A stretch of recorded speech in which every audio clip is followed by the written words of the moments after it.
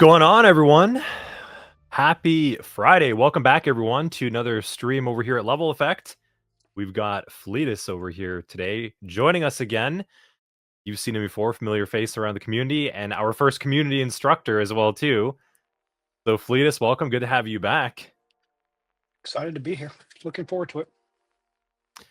I understand you've got some intelligence for us today to debrief over. We're going to explore it just a little bit.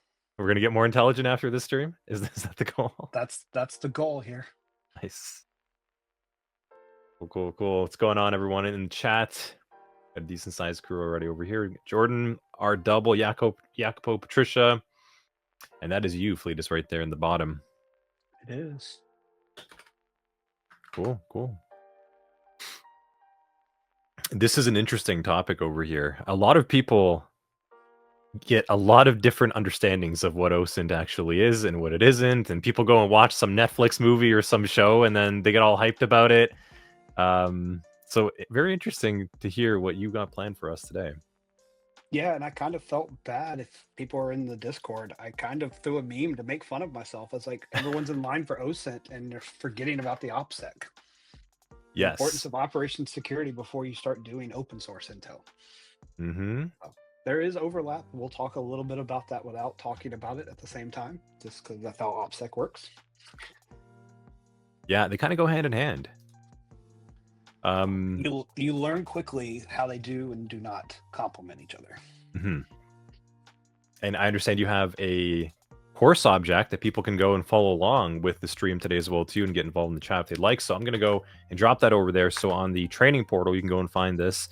It's free. It's got some content that Fleetus has prepared for everyone. So you can go and grab that and start going through it.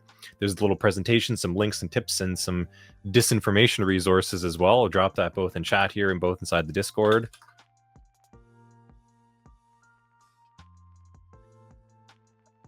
Nice. Very thoughtful of you, Fleetus. Trying to be, as I was opening up, and I'll just be frank, this can go anywhere and everywhere. So I want you guys in the community to help. Like, I have prepared slides, but I can deviate anytime you want, because the purpose of this in general, no pun intended, is to share information and to learn from information that's publicly available. I'm public right now. I'm on stream. You can ask questions, just like you can turn around and go run queries against me that we're going to talk about and find much more about me because I sat here in front of you today. I made my voice known to you. I'm making content known to you. My name is out there now. So web crawlers, we'll talk about what that looks like. Archives for pages that I've touched or published on, you can find them. We'll dive into that more in the presentation. So at the end of this deck, and then also as a course object, there's links. Play around with them. We'll open a few during this, depending on time. I want you to learn about what they are. I'll tell you a little bit about how I've used them, how I can use them, how you can use them, both personally and professionally, before we end this stream today. Awesome. Very cool. Yeah, so much about what we do puts us online and allows us to be essentially data to be collected and harvested, right? Like everything that we're doing, this stream, as you said, your voice, my voice, they can record it. They can AI copy our voices now and start doing things with it. So interesting times that we're in. Shameless plug right now, for anyone who hasn't, follow Rachel Tobeck and Perry Carpenter on both of those right now. If you want to talk about deepfakes, AI cloning, voice cloning, she published something, I believe, on Monday or Tuesday this week, where she did a quick demo for a privacy screening company with Robert M. Lee of Dragos, and showed what it would take just to take his face, his voice, and just ask his help or his team to give him the master password to his vault. Like, that's what the demo was. It's just because of his 20-second talk he did somewhere else, they were able to quickly throw it into an engine. And this is Rachel Tobeck doing it in minutes. Your adversary doesn't have that time. They're going to take much more of it. So shameless plug, go out, follow her if you're not. She puts out some good material, so does Perry Carpenter, around AI and deepfakes and voice cloning. Nice. Yeah, that'd be interesting to go and check out. Go ahead and drop that over inside Discord too, Fleetus, when you get a moment, and or even share it with me on the side here. Drop inside a chat and stuff while you're going. Find it again. It was a good little. Yeah, you can drop it off later if you don't have it right now. Yeah, I don't readily have it, but I'll find it. So cool. Yeah. It's Jordan saying Fleetus seems to be speaking quite low. I don't know if it's my end or not. I can try turning him up 1 second. Okay, Fleetus, go ahead now. Try it out. Testing 1, 2, 3, 4. That better? How's that sounding, everyone?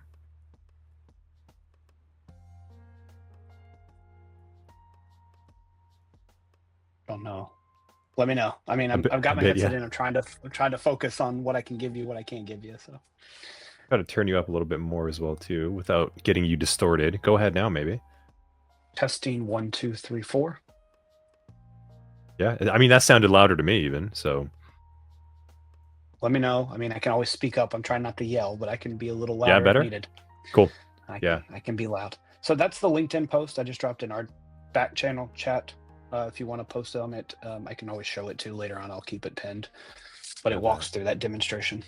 Not a plug for Picnic, but that's who did the sponsorship of it. But yeah, it's just an interesting how that works around social engineering. Drop that in both places, chat and Discord. So cool. All right. Well, let's start diving into it. So let's go and get the screen cut over. And should be able to see this now. So we've got a little screen share for everyone. Fleetus is going to go ahead and start going through his slide deck over here and start talking. Feel free, everyone, drop questions, drop comments inside the chat. It's always good to see you engaged. And when you ask questions and drop comments, it'll help Fleetus as well too. Kind of go off track and give you some more info on things that you're actually interested in. So without further ado, Fleetus, go ahead. Lead us through. Let's unlock the power together. Yeah, so for those who have the course object, I won't go through that this time, but I put a brief bio out there just for a quick TLDR. I've been in the industry since 2005, 2006. I've done IDS work. I've done a lot of IT roles. And then recently I took on a senior manager role for a backup and recovery company where I own application security and all of security operations. So I come in at this with industry knowledge, but I also want to be humble. I'm not an expert in OSINT. I don't think many people are because there's too many definitions. So we're going to walk through this. And as I was telling pre-banter, I purposely added via expiration. That's what OSINT's about, is exploring what you don't know and what you should know and what you can know about individuals. So with first that, let's just talk about what OSINT is, at least for the definition of this call and the scope that we're going to go through it. So OSINT refers to the collection and analysis of anything that's publicly available, any information from various sources such as your social medias, your online forums, your blogs, news articles, and for the archaic, any journalist that's ever been put out. So anything that you've published, your family's published, anything you have can be found both digitally and printed copies. So the scope here, we all know this. It's your social media profiles is your first place most people go. Then it's the online forums. Then it's your blogs, news articles, or press releases your company's put out and flagged you in, or the company themselves have put themselves in. And then the government reports and public reports. We've all heard about this. Every time there's a breach, what's the first thing they offer you? Free credit reporting, because they know your data has been leaked. It's on a pay spin. It's in the dark web. We'll talk more about some of that. And then you can easily find company directories, people's company databases, because they will publish them online and you can easily walk through them, either via clicking on the website or with their exposed APIs. So your applications using code to do that. Additionally, the importance of it, it's a low cost way of gaining information. It's either free or very low cost to gather information, making it very attractive for you and I as individuals, as well as organizations. It's very timely. You can quickly get real-time insights about a situation. So I bantered before, you can use OSINT for your next job. You can go out and learn everything you want using some of the tools we'll talk about, the websites, about company A, about hiring manager Y, and about employee Z. Within a few clicks of just getting the calendar invite, you can surf their website, you can surf their LinkedIn, their socials, anything they've published on a Medium, a Blogspot, or any other portfolio. And if they have any written publications, say they published a journal article, or they've been in academia, and you can see they're publishing from their master's or their doctorate. It's quickly and easily to get information in a very timely manner. Additionally, it can be very comprehensive. It provides a quick aggregative view of data from multiple sources. Then you got the ethical components, which we'll dive a little bit deeper as we get deeper into the presentation. But you got to think about what you're gathering. Just because it's publicly available doesn't mean it's meant to be directly interacted with. This is where organizations, even in 2025, forget that. Just because I know something about you doesn't mean I'm allowed to share it. We give away a lot of information when we sign up for credit cards, when we go through the acceptable use policies on websites. Well, think about those things as we're going deeper into this and defining what it is. So Quick characteristics again, it's publicly available information that's freely accessible. It's your digital footprint that you have on the web. And the ephemeral piece of it, it can be fleeting. I can delete something from a website, but at the same time, it can be captured. I'm going to show you a website later on called the Wayback Machine on archive.org. I can publish something today, delete it tomorrow, but it's still on the copy of the website from yesterday because the Wayback Machine via archive.org is capturing that, and you can quickly look at that. And I'll drop these links later on, but that's a quick way to be able to see what happened in the past, even if it's been deleted today. So a brief history. OSINT goes back to the 1900s. This is where intelligence agencies and individuals would gather information from newspapers, books, and government reports. Go back to the First World War. During World War I, British intelligence agencies used OSINT to gather information on the enemy troops, movements, their military strategies, and other sensitive topics. Even in the Cold War, the Western intelligence agencies were able to seek information from the Soviet propaganda to gather information again on the military. This is pre-internet. Now think about the internet days of the 90s when the internet hosting boards immediately came out. This gave the beginning of modern OSINT, where now I can go to your online articles, your bulletin boards, your ICQs, your IRC channels, and I can scrape things. People started publishing their papers digitally. You didn't have to go to the library. So I can quickly go find information on the web. When the search engine came out, Google was released in 1998. Let that sit for a moment. Google seems like it's been around longer, but that's still the first thing. Bing came out in 2009, so 2009. These made it much, much easier for you and I to crawl the web. We just asked the search engine. I'll even date myself. Ask Jeeves. They're out there too. You could ask good old Jeeves and he would tell you before Google decided to make the play. So think about that every time something's out there, which leads to the web scraping that we deal with today. As the internet continues to grow, you and I have to watch what data we publish. We can have fun on a Friday night and decide to put up a funny photo or a random quote that can be misconstrued because we're not in the right state of mind. That's on the web permanently. Your employer can see it and your future employer will likely see it. And even better, for those who are younger, your future partner will get to see your behavior if they have any friends or family who work in this field who can go out and say, let me look up your boyfriend, let me look up your girlfriend, let me look up your fiance. And now you have to be able to defend this. As parents, I have 2 young kids. I post a lot of information about my kids. They have a digital footprint since they've been born. They didn't ask for that. I didn't get their consent. So I have to be very cautious about what I'm letting the web scrape about my kids. We joked about this already. My kids' voices are already out there because I've uploaded videos of them singing or playing or doing performances. Others, such as your school, has uploaded on your behalf. Think about that the next time you drop your kid off and you sign that release form. Can I take a picture? Can I take a video? Where is it being used? How's it being used? How's it being secured? Which leads me into the next part, the social media era. Everyone on this call is very familiar with this. I'll hit it at a high level. Facebook came out in 2004. Twitter was in 2006, now X. Instagram was in the 2010s. I think it was 2010, 2011. We haven't got any data back since then. Social media has now become the crutch of how we share information and disinformation, which we'll talk more about later on in this. It's easy to just throw a nugget out there and we assume it's facts. Al Gore said himself, everything on the internet, he invented it. Factual, not factual. Now, recent elections, propaganda, it's easy for someone to put misinformation out there and we assume it's factual. We're seeing it right now with the new administration, not to make this a political show, but all the misinformation about Dodge, what Dodge is doing or not doing to the government here in the US. Again, if you don't fact check and look across multiple websites, you now have the information via social media, which leads to big data analytics. We all know about that. The purpose of data analytics comes out of play based off the foundation of what OSINT does for us. So just think about this. I mentioned it already, the Wayback Machine.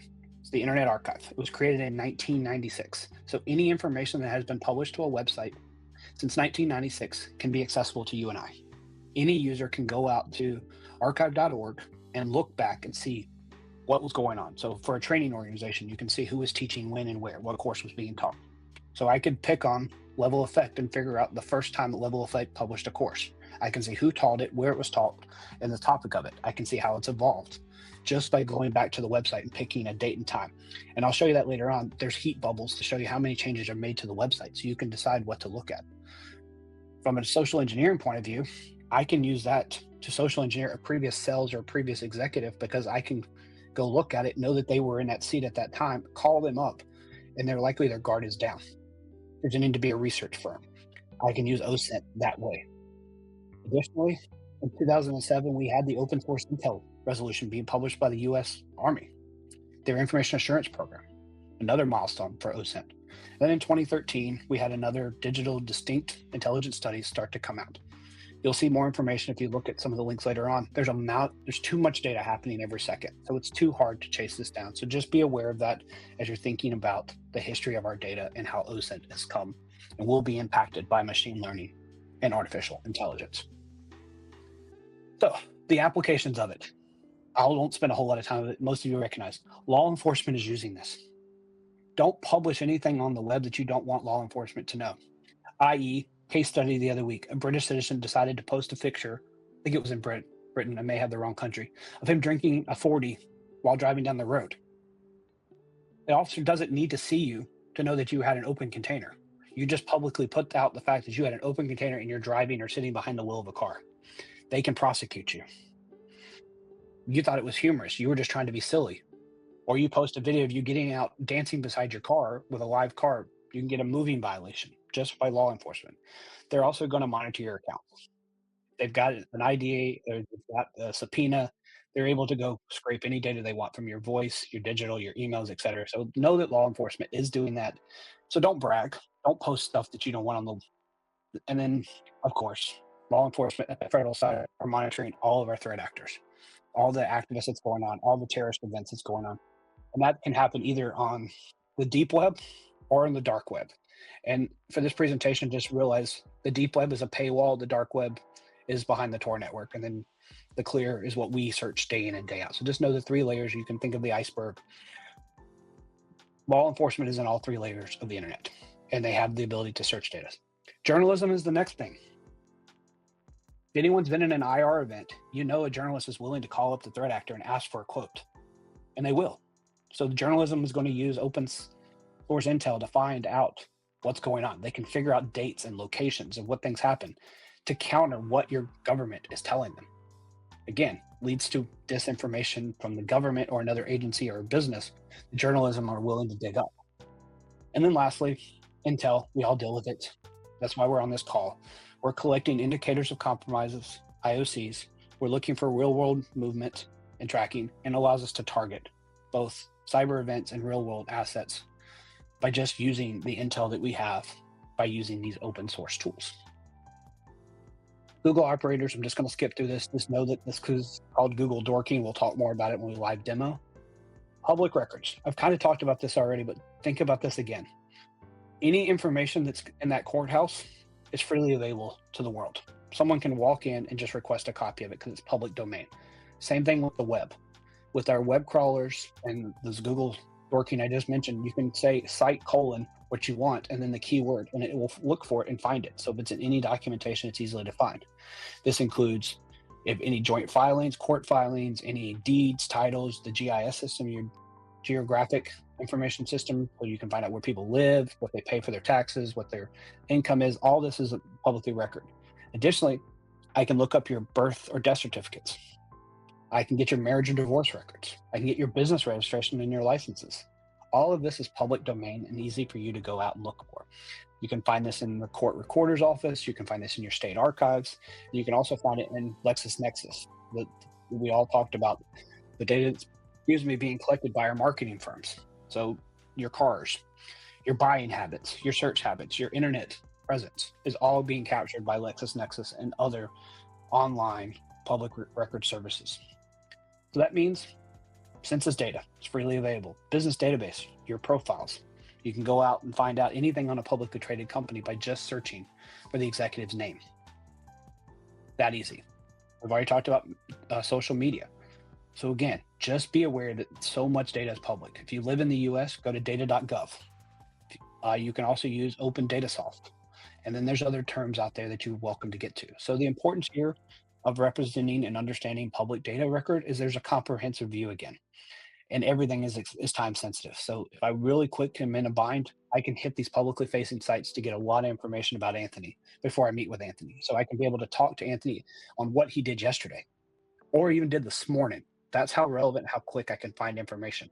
I can quickly find out if he went to a Starbucks and used his Starbucks apps and happened to check in and like something because something captured that data.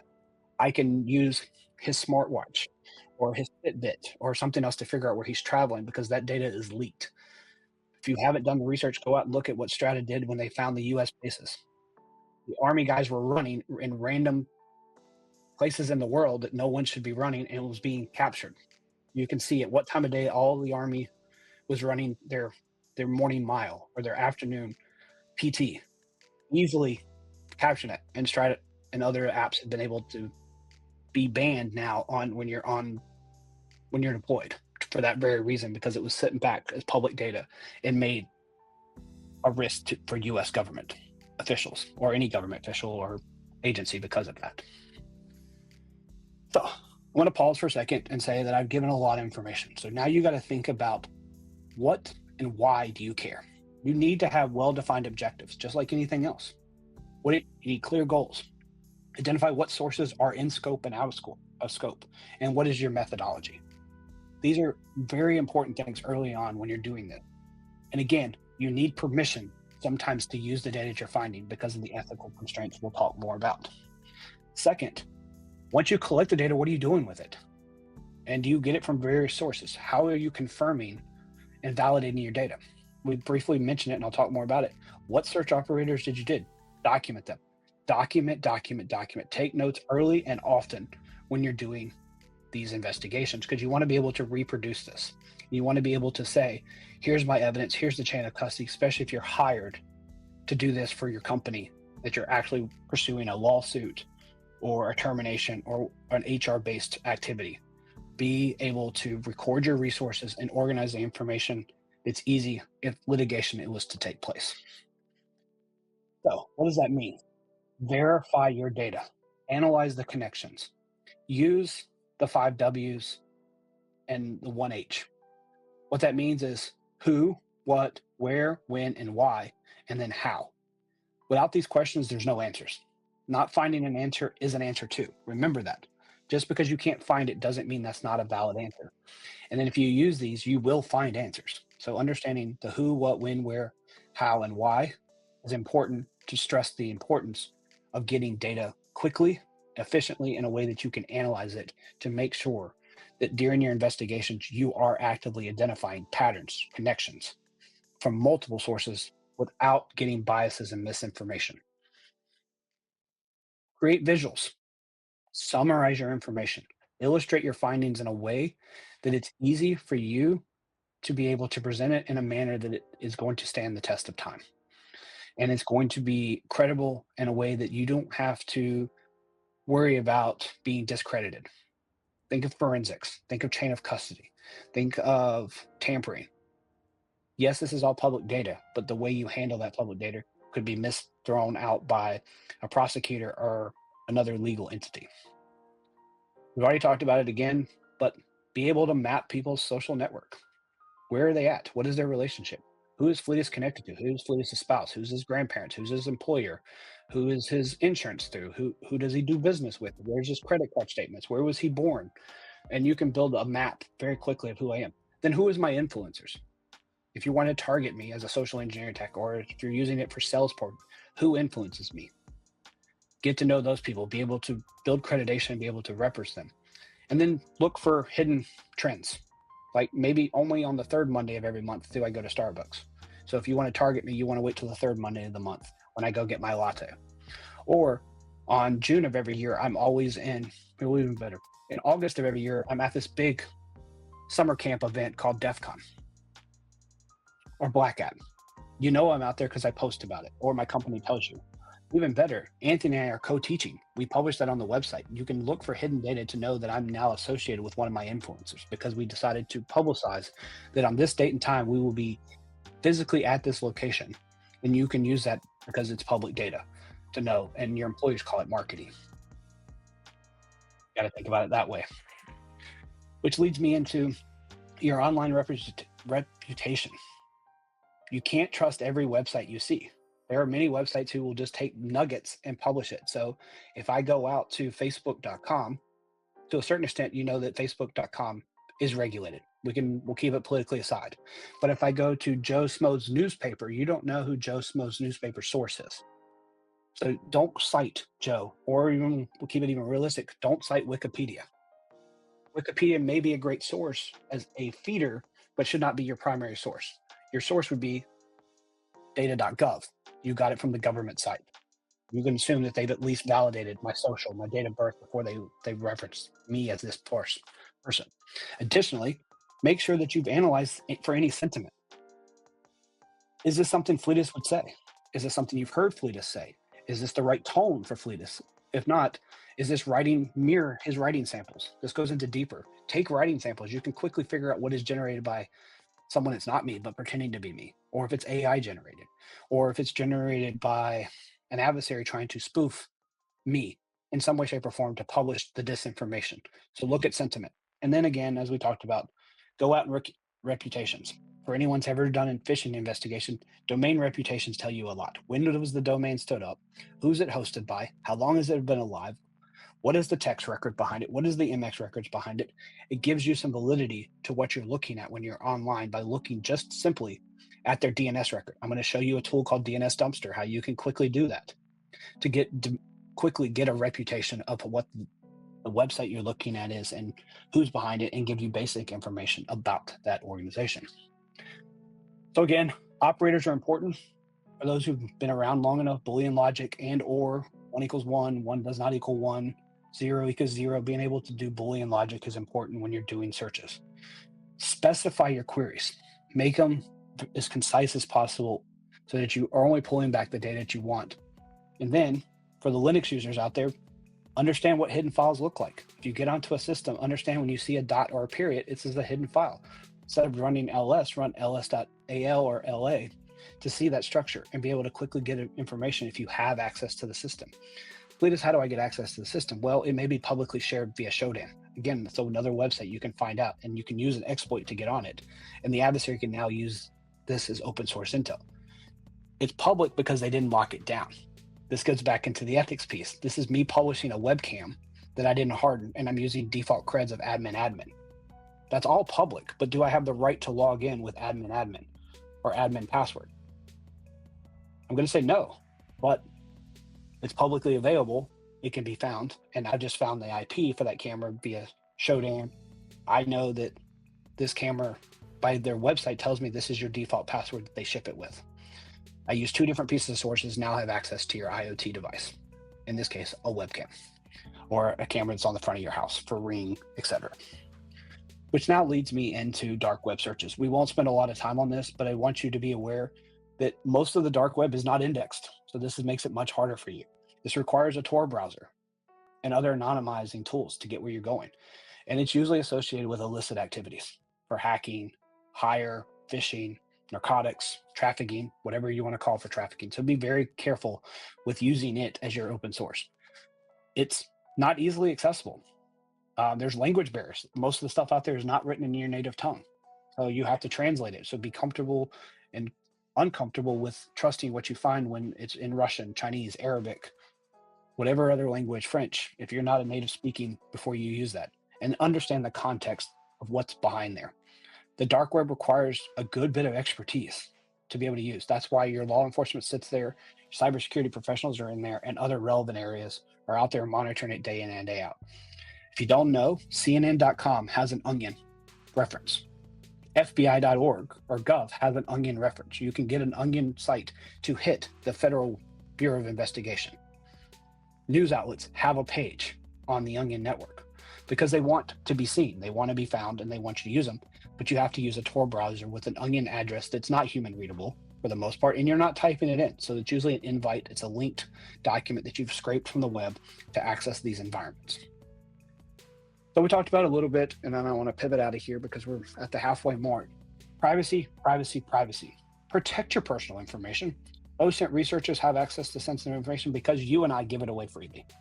We forget what is PI, what is PHI, so personal identifiable information or personal healthcare information. Ask people why they need the information and what are you doing with it and how are you securing yourself. Prevent harm by not revealing stuff that you would cause emotional or financial distress for you, your loved ones, or your company. Maintain trust. Here's the thing. Trust but verify. I would say verify then trust. Let's flip the switch that we always hear trust but verify. Now I'd say verify then trust, that you understand what's going on. Make sure that you look at your consent forms. Make sure that you minimize what you're collecting. Anonymize any data you can so that it's not publicly easily. And make sure you have secure storage for those who are thinking about how do I protect myself from this in my organization. And then be transparent of what data you are or are not collecting. So what are ways to respect this? Tell people what you're collecting. Share what's public. Inform your employees what social media monitoring you're doing. And so tell your customers and your employees what data scraping you actually take part in. It's okay to share via transparency, because if you don't do it, someone else is going to do it for you. It's not nice when someone else tells you that they have your data when you didn't even know that data was being collected, i.e. a 3-letter agency calls you up and tells you, go check out this Payspin account. All of your employees' socials are now sitting there. Or their explanation of benefits have been leaked. Change healthcare. You need to know what you don't know, and you need to know it today, not when it happens. Again, use aliases and pseudos, avoid identifying features, protect vulnerable groups. Again, we talk about this, your children. Be careful what you post, protect them. Your seniors, your grandparents, your neighbors, and any victim of abuse. Don't let OSINT be used against these 3 categories because it's important to respect their privacy. There are people who try hard to not have a footprint. They still have it. So be very careful when you're thinking about how to go about that. With that, it's easy to lose trust. It's easy to get criminal or civil charges against you, and it can mess up your brand recognition if you misuse information by using OSINT technologies. So think about that and how it's going to impact your future before you publish data that you've gathered via these techniques. So with that, that should lead me into, I think I got 2 more slides. The laws we won't talk about too much, but just know that there's GDPR, there's California privacy, there's legal bounds of where data can go, and there's compliance requirements. Being discreet, we've talked about it. You've probably heard there's puppet accounts. There's ways of using VPNs and tunnels to make sure you protect the identity of where you're coming in from, and avoid detection by not giving away too much information, such as you're hopping through networks. So your takeaways before we go look at some links and we have a banter and we talk about this, it's always important to understand that what's public is public. Once it's on the web, it's always on the web, no matter if it's deleted, and I'll show you why in a moment. Be continuously learning about what techniques are happening. How is data being collected? Where is data being shared? I already alluded to, most of us don't think about it, and we think about it as professionals. I just bought a new car. That car is collecting data on me. Who has access to that data? Where's that data being stored? How is it being used against me? You've seen lawsuits in the last several years of your insurance rates go up because someone had shared with your insurance provider that you're rapidly accelerating, rapidly stopping because there's onboard monitoring, seeing that you're an erratic driver. You've never had a ticket, you've never had an accident, but that data has now been shared with State Farm or Progressive or other providers, and your rates magically change because LexisNexis or others have grabbed that data that's on that onboard monitoring system and provided it to your insurance provider. Even better, we talked about earlier, your preschool that you drop your daughter off every day has a webcam that's for you to log into as a parent, but it's using default creds. The adversary can see your kid playing because you signed a release form that they can video, and you allowed yourself to get a login so that when you're at work or at lunch, you can log into the IP camera and see what your kid's doing at preschool. Think about what you're opening yourself up to by giving consents when you sign release forms for videography or photography or voice or anything else. Be aware of the continuous learning. And then, of course, it leads into the ethical importance of understanding what we're doing and why we're doing it. Like anything else, this takes practice. You have to continue to explore and connect with others. Learn from each other. There are things that I know that you know. There are things that I don't know that you know. Back to my reverse mentorship. If you've ever listened to me, I'm an SME on something, but you're an SME on something else. So let's use each other. OSINT's one of those. There are many good practical leaders out there, and I'll mention a couple of their names when we get there. Follow them. A lot of them are building fun tools just for fun, just to show you what can be captured. I came across one the other day. For anyone who's is a beer drinker, you can go out and Untappd tracks when you check in. Well, this person was able to scrape the metadata to see who their friends are. Are they out with their friends? Are their friends checking at the same time by just looking at the metadata captured by the social app of allowing you to check in your favorite drink? And where did you check in? Were you at the bar? Were you at the hotel? Were you at a stadium? Were you at home? And it quickly built a map of all you and your friends. Were you out together? And boom, now you have the geolocation of a group of people just because they checked in their favorite beer. Think about that. This is the data that's being collected by just using the applications that's on our phone. Another one, turn off location tracking on apps that don't need your location. We freely give away our location way too much every time we leave our house. Funny story, transparency. Because I have applications on, I get in my car on Friday morning and I go somewhere every Friday morning. My car immediately tells me how long it's going to take me to get there, and I never put it in the GPS. Because I've had that app know that I've gone from my house to that location every Friday morning for the last 2 years. So it immediately told me this is the current path, this is the current time to get there, and this is the traffic. Because Apple, I'm an iPhone user, I plugged it in to start charging, and immediately CarPlay started, and Apple Maps opened and told me exactly how long it would take me to go to this location. I wasn't going there that Friday, but it knew I went there every other Friday, so it told me that's where I'm going.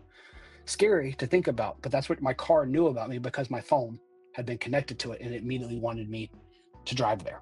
So think about that data and understand what you're doing. So now I'm going to exit out of this. You can look at this a little bit, but I want to pivot to this one real quick. This is what I was talking about. Wow, that's loading slow. Should have preloaded. Ooh, that didn't even go to the right spot. I will fix that. So I was talking about this. Let me zoom in a little bit for you here. The Wayback Machine. You can search any site you want to see. So let's pick on, let's do CNN.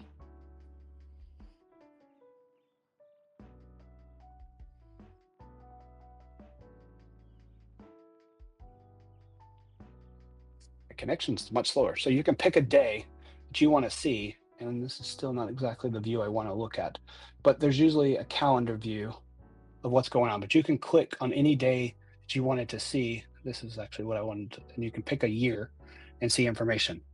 So that's one way that you can go out and see what's going on, and you can visit the site, interact with the site. So if I click, this is going to open up a thumbnail of what was going on that day.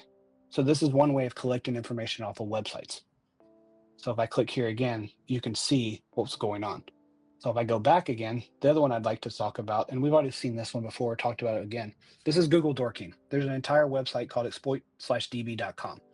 It literally lets you go out here and you can see, we talked about this briefly in my slides. Site, I'm looking at github.com. The keyword I'm looking for is anything that says begin open SSH private key. What do you think that's looking for? An SSH key. It's in a GitHub repo. Not the smartest idea. Again, in URL home.htm, I'm looking for an entitled with this number. Again, looking for an exploit on checkpoint.com. Looking in the CGI bin. I'm looking in other places. Another thing I'll just tell you, let's just look at this one for a second. Whoops.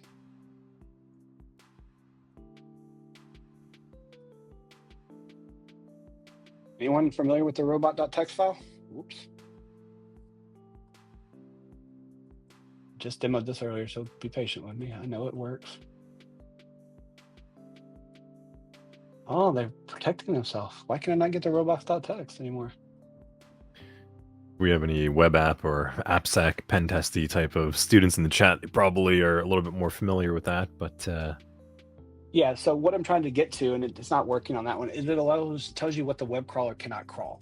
So what you would want to do is you would want to see what it's not crawling. So the CGI bin, that's usually different stuff, or it's looking for other places. The other one I was going to show you, this is where I was talking earlier. Let's just pick on, and I'll zoom in a little bit here. Because we're in us. Are you .org or .com? We're.com. So quickly, I just run a DNS lookup on the domain. You can see where their ANS is. You can see it's through Cloudflare. You can see that he's using Google for his domain here, his NS records, and here's all of his text records. This right here, I know you're using SPF through Outlook. I know that you have other type. You're a Google verified. You're a Slack shop. You've got other stuff that's set. You're a Stripe. That's how you take payment. All I typed in was a domain, and I just looked at the text record that's tied to the DNS. I can see what name servers you have. I can see what your MX record is. I can see where your hosting is through. And that took 2 clicks. Again, we can pick on someone else. Like, I don't care who we pick on. Let's pick on CNN since I keep using news. You can see that the locations in which they have reference points in. You can see kind of the services they have. They're an Apache shop running Ubuntu. You can quickly see Cloudflare again. You can see all of their A records. So for anyone who's comfortable with networking, you can see everything that they have. I scroll down again. Keep scrolling, keep scrolling. You can see there's a Microsoft domain. You can see what I really want to show is, let's go down here to the bottom. Their text record is much larger. So what I'd be looking at here, what services do they use? Okay, we know that they have an SPF record turned on. We know they have a Facebook domain for advertisement. They have an Adobe in their environment. They have Global Sign. Stripe is involved. MongoDB. These are all things you can get by just looking up at the DNS record for a website. So think through that when you're wanting to know what's going on. Again, I said you can use OSINT to determine for a job. So I typed in the top IT systems admin here in North Carolina. So for those who don't know, I live in Charlotte, North Carolina. So I picked on this random site. So you can pick anything you want. And let me search again. For whatever reason, it's not showing the nurse. How did that pull up? So let's click on here. This is a bank here in Charlotte. So systems administrator, let me zoom in a little bit more here. I think because I didn't sign in. But I can scroll down here and start looking for what did they do. This job is very, very laid out. So I know they're a Microsoft shop. They're an Azure tenant. They use Intune for their MDM. They use Defender. They're using BitLocker for encryption. They want you to know AC, the UAC. They want you to be comfortable. They did anonymize endpoint security. They didn't tell me anything about these. But these are quickly the technologies I need to know if I want to work for them by just looking at a job description. You also can see that they're very much heavily on what information they're willing to give away. So you can do that by typing in the job postings you're looking for. You can go out and look for them, and you can use that as your advantage to make sure that you understand what you're applying for and before you apply it.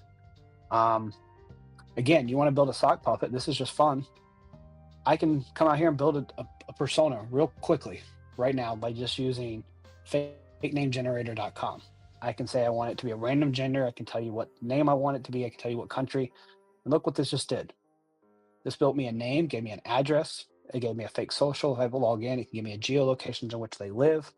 I can get an age, a birthday. I get an email address that I can use. I've got a password. All of this is just generated for you to build out your sock puppet account. So you quickly and easily can learn what you want. And even here, I drive a purple Lexus LX. I did that in 2 seconds to build a persona that I can now use to sign up for subscriptions, to get data, and be able to walk through them. Another one, we talked about this briefly, and I'm not logged, yes, I am logged in. So let's just do this. We have the plugin. I'm going to pick on level effect again for a moment. I can see those 2 ports are open. I can click on it. It'll bring me up a table. It shows me where he's registered, what his ASN number. So this is what the web knows about them. Then I can come over here and look at what it fingerprinted. Okay, this is where the location of the TCP connection. This is his 443. I can see where he's coming in from. I can see his cert information. Again, this is something you can get through your browser, but you can use to get a lot of information about a domain. So for the purpose of this, I picked level effect. We can even be mean. I'll look at my domain for a split second. My domain's not showing up today. Sweet. Lovely. Live demos. So, basic. Young me. Need to update my photo. But again, I can come over here, see what I'm doing. I quickly click on this, you'll see where I'm hosting my stuff. I have 80, I have 443. See that my stuff, my information. Again, this ASN I don't own, it's still with Amazon. I don't have much on my website. I'm not disclosing much because it's mainly just a landing page for my point of presence for you to find me as a consultant. So think about that as you're going through that stuff. You can see I leave breadcrumbs about myself. You can see what we were on, move around. Again, we'll dive back into more, but you want to see a little bit about where you're at. So this is my IP. I said I'm in Charlotte. This is pointing to Matthews. You get a basic idea. I quickly can see what people know about me. They can see that I'm using Google Fiber. They know what host name I'm coming. They know that I'm on a Mac X. I'm currently doing this in Chrome. This is the amount of information you're disclosing to people when you interact with their website. So need to know what your browser is giving away. You can come out here and find out what your browser is giving away. There are many websites such as this that you can go through. So if I pull back out of my talk here, why is the pinching not working? I'll just do it this way.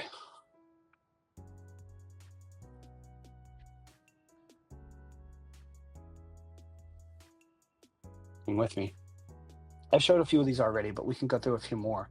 So I was showing earlier, you can pick on a URL scan. You can run through the scanning techniques to find out what you want. You can come out to, this is the individual I was speaking with earlier. This is Micah Huffman. If you haven't done, big OSINT guy, he goes by the Web Data Breacher. He published tools out here that you can quickly come out, and this is that Untappd scraper I was talking about. So if you click right here, you can see what he was able to do. He published it. He can find out what time of day do you drink often, what time of the week do you drink often, what day of the month do you drink often, who do you drink with, where do you drink, what is your binge drink. Like, so much information that can come out just by scraping information off of a website. So think about what you're giving away and where you're using it. Feel free to put questions as I'm going through. I'm just talking you through basic stuff now. And then another one that I found interesting, I haven't played around with this too much, but this allows you to look at what your public internet presence is, provides you with discovery information about your network architecture, the assets you own, the web applications you have, the services you have running, your nail provider, and other linked information, all from this basic tool. And it outputs it into a nice CSV that you can easily scrape, easily use, and be able to determine what's open in your environment, what tools do you have, where are they sitting, and what was it discovered by? Was it a certificate, a web crawl, a brute force, what protocol, etc.? These are all things that there's a websites that are currently looking for you. What does your footprint look like? So with that, I am going to pause for questions, knowing this is out here. This is a dated article, but I found it very fun to think about. Just in 2019, every 60 seconds, there was 1 million logins to Facebook. There was 3.8 million searches. I know these data is higher now. There was almost 700,000 hours watched of YouTube. Like, this is the amount of metadata that we do on the web. And this is a 5-year-old stat, almost 6-year-old graphic now. But I wanted to at least call out the amount of stuff we do online. And then Unicode, if anyone's wanting to fun, I put this as a fun tip. You want to put Unicode into a browser to see if you can get around. This is the steps to switch to Unicode versus typing directly off your keyboard. If you want to see what domains you can spoof by just changing an O or an A to a different piece of text to lookalike, to do lookalike domains. So with that, I will pause. I do have another thing out here if you want to come out to the course research, as you can, everyone's heard of Snoops, you can use it. There's factcheckers.org, there's a Polner site, and there's some other ways of checking what's going on. You can check your meme as well to see if there's a legitimate meme. So I will pause, take a sip of water. Sounds good. Definitely an action-packed, full amount of OSINT content over there. So thank you very much, Fleetus, for that. For those in the chat over here hanging out, kind of listening in and enjoying their little lunch and learn break over here. Any questions that you guys wanted to cover? Anything that you want to ask Fleetus in the world of OSINT? I'm sure he'd be happy to dive into a little bit more. We got a couple more minutes here left in the stream. Is anyone... did anyone's mind open up or their eyes open up a little bit more when they realized just how much is out there and just like the level of data and telemetry and tracking? It's different when you hear someone actually walking through it and talking through it, I think.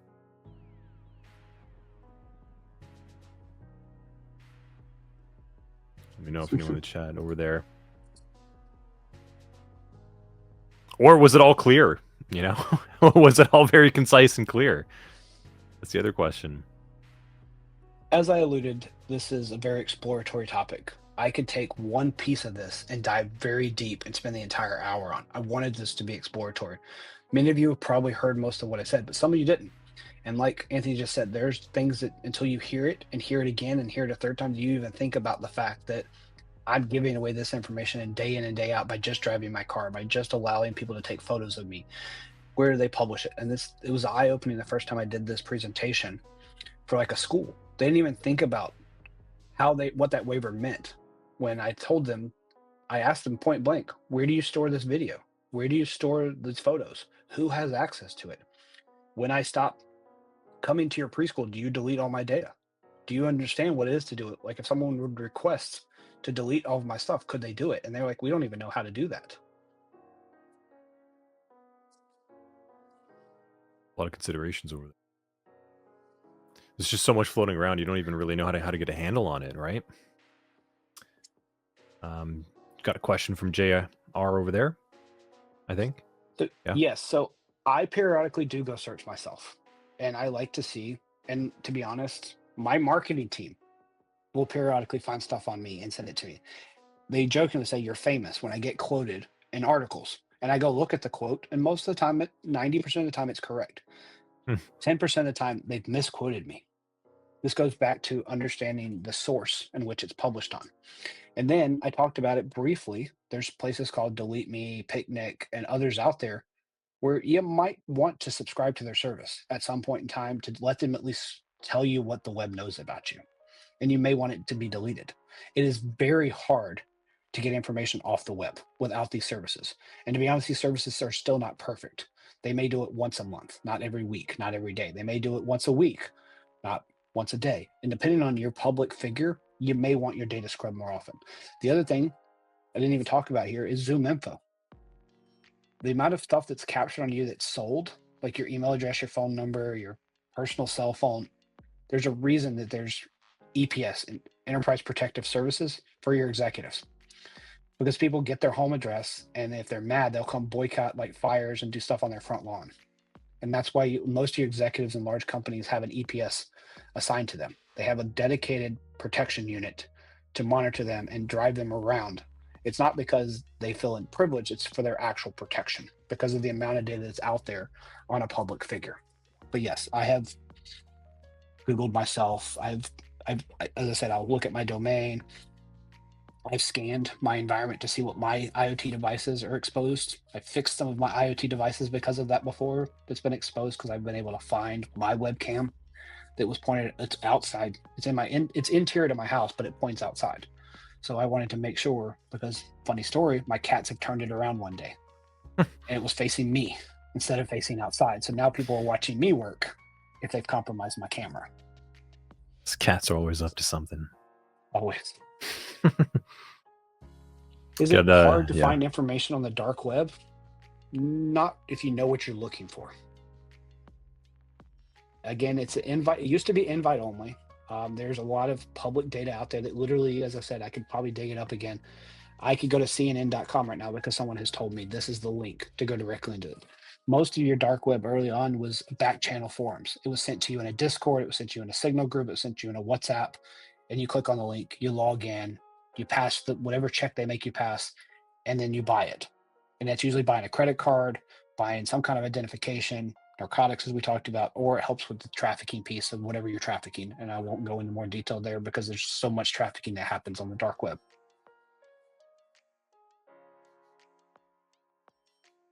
There's a ton, yeah. And then, yeah, Jay's talking about, like, it depends on if Delete Me, Picnic, and others are worth it to you. It really is your personal preference. I have friends, mutual friends of both of ours, who swear by them. I don't have a service today. I don't think I'm in a position that I need a service. I may eventually let one of them do it. I think I did an open source one once. Again, let me pause on that note. Anything that's free means you're the product. Think about that when you're subscribing to things. So if it's not a paid subscription, you are the product. So they're selling your information for giving you something for free. Yeah. Pretty much. Every single time is going to be like that. Even if they suggest otherwise, you know, where it's not personally trackable enough, there's still enough of your information that they're collecting that could be put together with other sources. So we've heard that story time and time again. You know that we do a good job of scrubbing out your personal data and all that stuff. That's very relative when you hear something like that. Yeah, and the funny story there is like if I have enough data points, I can reconstruct. It's called Exactly. rehydration. I can Yeah. rehydrate enough data to get at least a fingerprint of who you are. I may not have the full story, but rehydrating data is not hard if you have enough data points to stitch together. That's why during my presentation I talked about having multiple sources. I may only give company A this much, but I give company B this much, company C this much, but they have the string of going through ABC, and I just piece together the information from ABC, and boom, you've got my entire thing. Funny story again too, I did a social engineering where I gave a quiz away. The quiz gave me so much information, but I spread it out across 3 pages with enough humor and lighthearted stuff in between to get your mind to reset that you didn't realize you just gave me the last 4 of your social, the first 2 of your 3 digits of your social, your current pet's name, your previous pet's name, your street address, your school mascot, your spouse's name, the car you drive, all common questions that people answer for their security questions. So another tidbit, free tidbit, don't answer those questions correctly.